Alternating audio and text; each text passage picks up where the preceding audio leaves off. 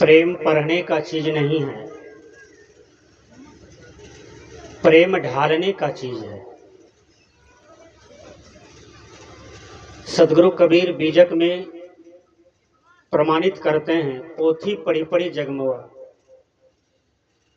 पंडित भया न कोय, ढाई आखर प्रेम का पढ़े सो पंडित होए। सदगुरु कहते हैं प्रेम अपने जीवन में उतारो। लोग पैसा देकर के जमीन भरना लेते हैं, पैसा देकर के सोना भरना लेते हैं, पैसा देकर के पशु भरना ले लेते हैं, कीमती कीमती चीजों को भरना ले लेते हैं। लेकिन दुर्भाग्य है कि अपने जीवन से प्रेम को भी भरना लगा देता है। ये दुर्भाग्य है। सदगुरु कबीर कहते हैं पोथी पढ़ पढ़ जगमोआ, यानी पूरे संसार के लोग पोथी पढ़ते हैं। विद्यार्थी देखिए जब 10वां में जाता है, 11 में जाता है, 12 में जाता है तो physics, chemistry, biology, math, civics, history,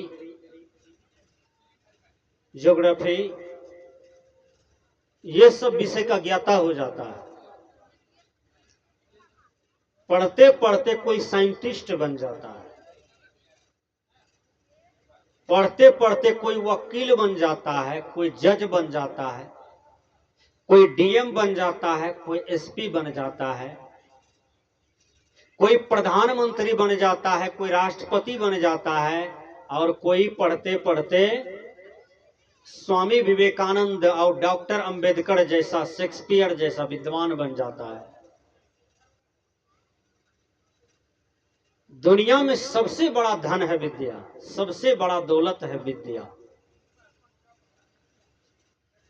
बच्चा को जन्म देने से नहीं होता है, बच्चा को मेंटेनेंस करने से होता है। भौतिक आध्यात्मिक दोनों विद्या चाहिए हर बच्चा के जीवन में।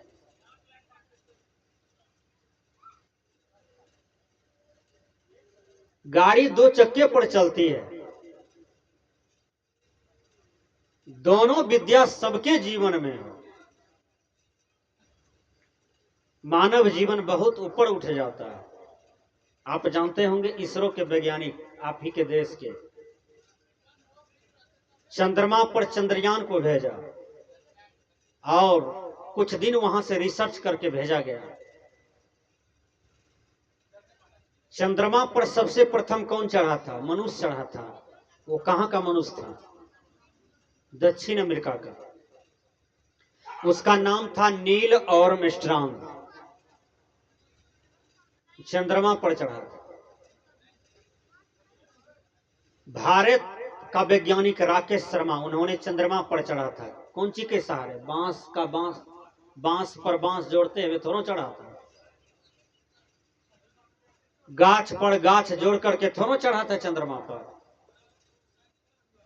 चंद्रमा पर चढ़ने के लिए विद्या को अध्ययन करना पड़ा।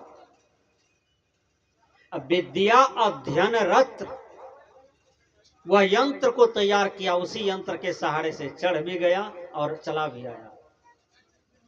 1 महीना पूर्व सुनीता विलियम्स 3-4 महीना 450 किलोमीटर ऊपर में थी। सुनीता विलियम्स भारत की बेटी, गुजरात की रहने वाली थी, अमेरिका के वैज्ञानिका। और गई थी 7 दिन के लिए अंतरिक्ष में। टेक्निकल गड़बड़ी आ गई तो एक प्लेटफॉर्म बना हुआ है आकाश में जो पृथ्वी का चारों ओर चक्कर काट रहा है। साधारण आदमी को पता ही सब बात नहीं है, लेकिन जो जानकार है उसको सब पता है। पृथ्वी के चारों ओर परिक्रमा कर रहा है वो प्लेटफॉर्म जो वैज्ञानिक बनाया है, पूरा विश्व मिल के बनाया है। वो कभी खराब नहीं होता है, वो सब दिन चलेगा, वो चलते रहेगा। यहां से यंत्र के सहारे पर वहां गया, जिस यंत्र के सहारे पर विलियम्स गई वो यंत्रे गड़बड़ा गया।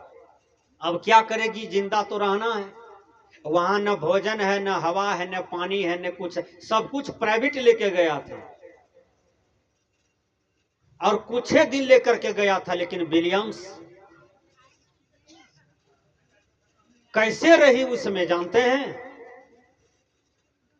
उसमें कैसे रही, जितना दिन का खाना लेकर के गया था उसी खाना को इस शरीर से रचा पचा के निकाले, फिर उसी को खाए, उसी को पिए, उसी को खाए, उसी को पिए। 4 महीना करके रह गई और 4 महीना के बाद अमेरिका के वैज्ञानिक उसको लाए, क्योंकि यहां से जो भी लाते तो उसको बनाने में समय लग गया उस यंत्र को। और देखिए समुद्र में उतारा है उस यंत्र को, और विलियम्स जी आई। कुछ दिन लगे स्वास्थ्य ठीक करने में, लेकिन किसके सहारे से गई? विद्या के सहारे से नहीं गया। आज आपका बेटा रेलवे में बड़का अफसर है, कौन चीज के सहारे से? विद्या के सहारे से ना। रेलवे में बहुत बड़ा अफसर है,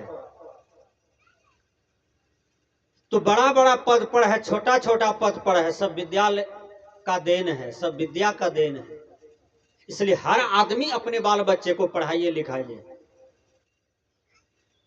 जो माता पिता बच्चे को जन्म देते हैं, पढ़ाते नहीं हैं, बच्चे को शिक्षा नहीं देते हैं, वह माता पिता उस बच्चा का दुश्मन माना जाता है।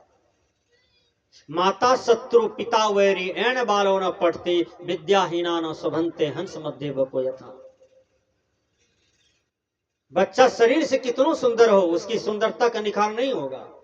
सुंदरता तो बीच में आती है, फिर बुढ़ापा में गायब हो जाएगा, कुछ अच्छा नहीं लगेगा, अपना मुंह अपने देखलने जाता है बुढ़ापा में। तो बीच में आती है वो चला जाता है। लेकिन विद्या एक ऐसा धन है जो कभी नहीं जाता है, मरने के बाद ही समाप्त होता है। इसलिए अपने बच्चे को पढ़ा लिखा करके विद्वान बनाइए, भूखे भी रहिए।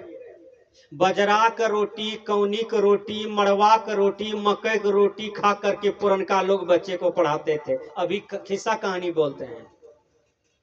अब उसका बेटा मास्टर है, पुतहू मास्टर है, डॉक्टर है, इंजीनियर है, कलेक्टर है, और वो सब बूढ़ा बूढ़ी मिलते हैं तो हमको किस्सा कहानी सुनाते हैं। बाबा ऐसा ऐसा दुख उठा करके हम बच्चा को पढ़ाए हैं, आज मेरे तरफ न बेटा देखता है न पुतहू देखती है।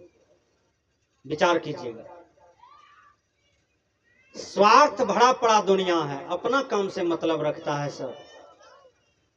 लेकिन नहीं, माँ बाप देवी देवता होते हैं, सास ससुर देवी देवता होते हैं। अच्छा एक बात बोलिए, हर आदमी, बेटी के लिए माँ बाप बड़ा होता है कि सास ससुर बड़ा होता है? बेटी के लिए जो बेटी बहू बन जाती है उसके लिए सबसे बड़ा कौन होता है?